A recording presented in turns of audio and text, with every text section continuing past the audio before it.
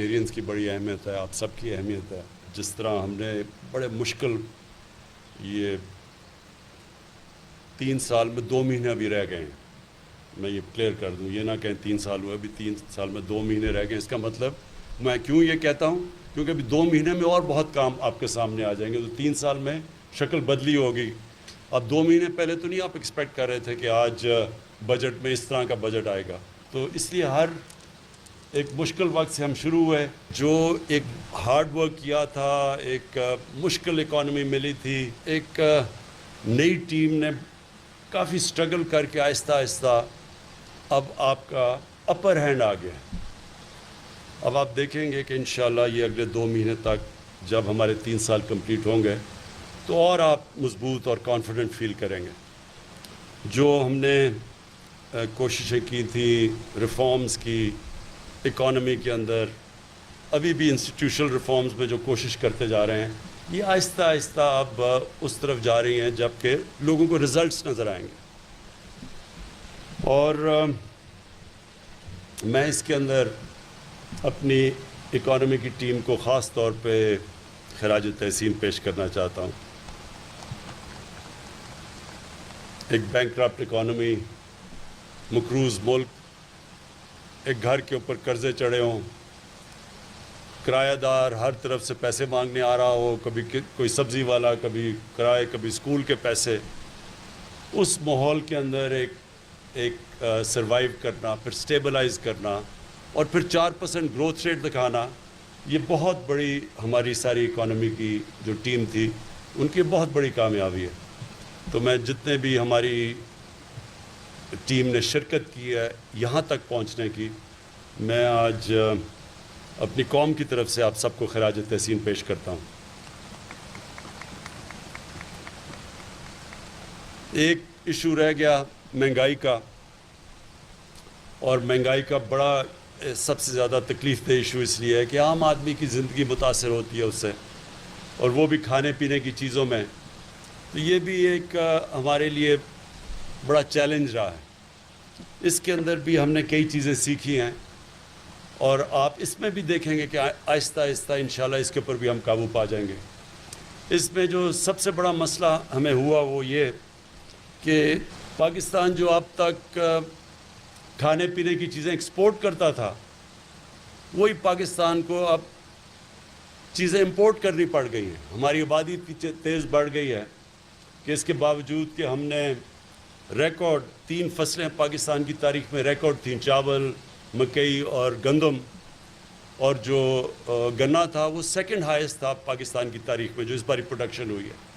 اس کے باوجود ہمیں امپورٹ کرنا پڑتا ہے کیونکہ ہماری آبادی اتنی تیزی سے پھیل چکی ہے اور اتنی بڑھ چکی ہے کہ ہم انفارچونیٹلی ہم اب امپورٹر بن چکے ہیں. اس کے لیے بھی آپ کے لیے آپ ایگریکلچر کے لیے ایک نیا ایک پلان لے کے آ رہے ہیں کہ جو ہم اپنی پروڈکٹیوٹی اب بڑھائیں. اپنے ایگریکلچر سیکٹر کو ہم نے ریئلائز کیا ہے کہ جب تک ہم اس کے اوپر اب توجہ نہیں دیں گے, آگے یہ مزید اور پرابلمز آتے رہیں گے. ہم اپنے لوگوں کے لیے اتنا نا اناج پیدا کر سکتے ہیں, تو اس کے لیے ہمیں اور زیادہ ایگریکلچر کے اوپر, پروڈکٹیوٹی کے اوپر کام کرنا پڑے گا, اور وہ ہم کر رہے ہیں. سوائے چاول کے گندم ہمیں امپورٹ کرنی پڑی, ہمیں دالیں امپورٹ کرنی پڑتی ہیں. ہمیں جو سب سے بڑا مسئلہ ہے کوکنگ آئل, ایڈیبل آئل, وہ اب ہمیں امپورٹ کرنا پڑتا ہے. تو یہ جو ساری چیزیں ہم امپورٹ کرتے ہیں, اس کا انفارچونیٹلی جیسے اور ساری دنیا میں ان کی قیمتیں اوپر چلی گئی ہیں. میرے خیال میں آپ کو یہ بتا سکیں گے, خسرو آپ بتا سکیں گے کہ ان ساری چیزوں کی کموڈیٹیز میں پچھلے 40 سال میں ان کی قیمتیں انٹرنیشنلی سب سے زیادہ بڑھی. تو یہ ہمارے لیے مسئلہ ہے. دوسرا ہمارا پرابلم یہ ہے کہ ہمارا جو کسان اگاتا ہے اپنی پیداوار ہوتی ہے, اور اس کے اندر اور جو ریٹیل میں بہت بڑا فرق ہے. اور اس کے لیے بھی اب ہم نے ایک نئی سسٹم لے کے آئے ہیں, اور یہ چائنیز کرتے ہیں اب یہ کہ انہوں نے ورچوئل مارکیٹس بنا دیے ہیں کہ جو کسان کو ڈائریکٹلی ریٹیلر کے ساتھ انہوں نے کنیکٹ کر دیا. تو بیچ میں اتنا زیادہ پروفٹ مارجن رہی ہے اب تک, تاکہ جو بیچارہ کسان کو پیسے بھی پورے نہیں ملتے, اور ادھر دوسری طرف جو کہ شہر میں اور جو چیزیں خریدتے ہیں وہ بہت زیادہ اس کے اندر प्रॉफिट 300, 400, 500% प्रॉफिट मार्जिन है। तो उसके लिए भी अब हम ये जो बीच में गैप है ये इसके लिए पूरा प्लान कर रहे हैं। ये हमारा असल मसला जो रहा है अभी भी है महंगाई का। इसके लिए एक बड़ा ज़बरदस्त प्रोग्राम आ रहा है, वो आपको एक एहसास प्रोग्राम में सानिया निश्तर ने पूरा 90% सारा डेटा पाकिस्तान का इकट्ठा कर लिया है। तो हम डायरेक्टली नीचे 46% लोग जो निचला तबका है उसको आप डायरेक्ट सब्सिडी दिया करेंगे। ये एक बिल्कुल एक रेवोल्यूशनरी चीज़ है। और वो आपको बाकी तो शौकत तरी ने बता ही दिया कि जो हमारी एक 4 मिलियन हाउस होल्ड्स को जो गरीब हाउस होल्ड्स हैं उनके लिए हम एक एक घर के लिए क्या क्या कर रहे हैं, ये भी रेवोल्यूशन है। इंशाल्लाह ये आप देखेंगे अनफोल्ड होते हुए। तो मैं आखिर में सिर्फ ये कहूँगा कि ये जो मुश्किल वक्त था, मैं आपको बड़ी पूरे एतमाद से कह सकता हूँ कि वो माशाल्लाह वो अब हमारे पीछे रह गया। आगे अब आपको इम्प्रूवमेंट्स और रिफॉर्म्स नज़र आती रहेंगी, क्योंकि जब रिफॉर्म्स का मतलब क्या होता है, रिफॉर्म्स का मतलब ही ये होता है कि जब आप चेंज लेके आते हैं तो कोई लोग जो कि सिस्टम से फ़ायदा उठा रहे होते हैं वो रेजिस्ट करते हैं। तो वो हर किस्म की रिफॉर्म को रोकने के लिए हर हरबा इस्तेमाल करते हैं, जिसको हम माफियाज़ कहते हैं। माफियाज़ वो होते हैं जो एक सिस्टम का फ़ायदा उठा रहे होते हैं, एक करप्ट सिस्टम से, तो वो उसको अपनी प्रिविलेजेस को प्रोटेक्ट करने के लिए सारी कोशिश करते हैं। तो जब आपके पास एक स्ट्रॉन्ग गवर्नमेंट नहीं होती, वो उसके लिए रिफॉर्म करना बहुत मुश्किल होता है, क्योंकि हर जगह रेजिस्टेंस मिलती है। अभी एक MTI रिफॉर्म्स आई हॉस्पिटल्स की। अब ये गवर्नमेंट हॉस्पिटल ठीक हो ही नहीं सकते जब तक ये रिफॉर्म नहीं हम करते। वो क्यों, वो सिंपल मैं ज़रा आपको सिर्फ समझाना चाहता हूँ कि ताकि आपको समझ आ जाए कि किस तरह के प्रॉब्लम्स आ गए। अब हमें 3 साल में 2 महीने कम रह गए हैं, कोशिश करते रहे हैं MTI रिफॉर्म्स करने के लिए, यानी हॉस्पिटल रिफॉर्म्स के लिए, लेकिन इतनी रेजिस्टेंस है इसके ऊपर।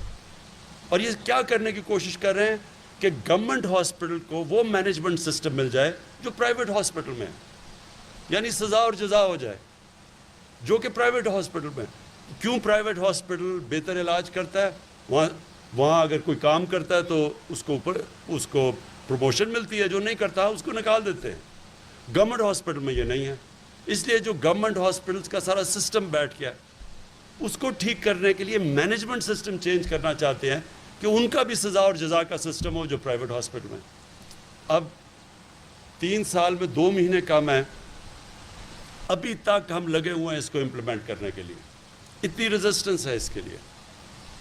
और फिर ये जो PMC इन्होंने निकाला कि जो मेडिकल कॉलेजेस हैं इनकी स्टैंडर्ड ठीक की जाए। मेडिकल कॉलेजेस के अंदर अगर आप डॉक्टर्स को सही माने में ट्रेन और उनकी स्टैंडर्ड नहीं होगी तो सोचेंगे डॉक्टर्स लोगों की ज़िंदगी मौत के फैसले करते हैं। लेडी रेडिंग हॉस्पिटल में 3-4 साल पहले जो कार्डियोलॉजी की इंस्टीट्यूट थी, जो हार्ट की इंस्टीट्यूट थी, उसकी मोर्टेलिटी रेट यानी 100 अगर मरीज जाते थे 24 मर जाते थे।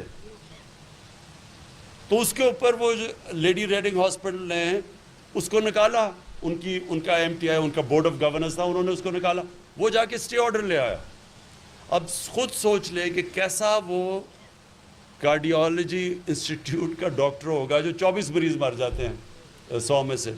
सो इसलिए इसकी रिफॉर्म्स चाहिए, क्योंकि गरीब आदमी गवर्नमेंट हॉस्पिटल में जाते हैं, वो बेचारे उनकी सुनता कोई नहीं है। और इस रिफॉर्म्स के लिए इतनी मुश्किल पड़ रही है, वो जो PMC ऑर्डिनेंस भी था उसको भी चेंज करके हॉस्पिटल्स की, मेडिकल कॉलेजेस की स्टैंडर्डाइजेशन, क्योंकि वहाँ बड़े 2 नंबर मेडिकल कॉलेजेस बने हुए हैं जो डिग्रीज देते हैं, जिससे हमारी, आपको पता है बाहर डॉक्टर्स की वो अब मानते नहीं हैं। कई जगह पे हमारी पता नहीं सऊदी अरेबिया में 5000 डॉक्टर्स को उन्होंने काम की डिग्री नहीं मानते। तो इसलिए कोशिश की जा रही है, उसको रेजिस्टेंस मिल रही है मेडिकल कॉलेज। मैं सिर्फ आपको मिसाल दे रहा हूँ कि किस तरह के प्रॉब्लम्स आते हैं। और ये जब आप रिफॉर्म करने जाते हैं, या तो एक ही सिस्टम चलाते जाएं कोई फ़र्क नहीं पड़ता, लेकिन जब आप रिफॉर्म करेंगे, रिफॉर्म्स के लिए एक मजबूत गवर्नमेंट की ज़रूरत है। और मुझे खुशी ये है कि जो हमारा सबसे बड़ा हमारे अगेंस्ट शुरू से उन्होंने कहा नाहल गवर्नमेंट है और इसको समझ नहीं है और इनको कुछ नहीं है, गवर्नमेंट की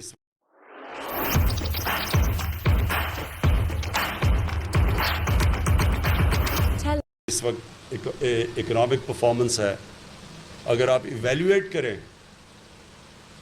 ساری دنیا کے اندر ملکوں میں جو کہ کرونا کے سچویشن سے گزری ہیں، ان کی کمپیریزن کریں، آپ کو حیرت ہوگی کہ پاکستان ان چند ملکوں میں سے ہے جو کرونا کے باوجود جس نے 4% گروتھ ریٹ، اور بڑے مشکل وقت میں 4% جس کی آج گروتھ ریٹ ہے۔